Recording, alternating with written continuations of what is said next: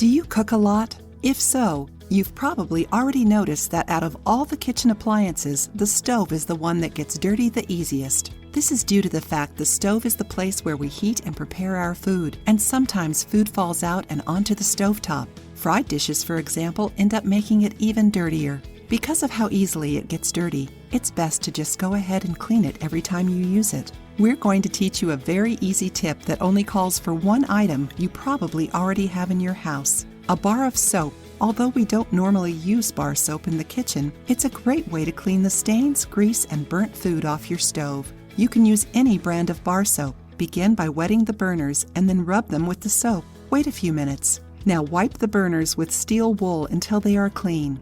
It's that simple. You can clean the whole stovetop the same way. It can also be used to clean pots, pans, and other utensils. It's both cheap and easy to use, and it brings amazing results.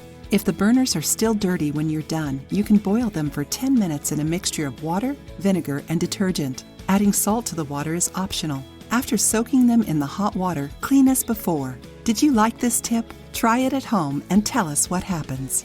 If you liked the video, give it a thumbs up and share it with your friends. For more recipes and tips, subscribe to the channel.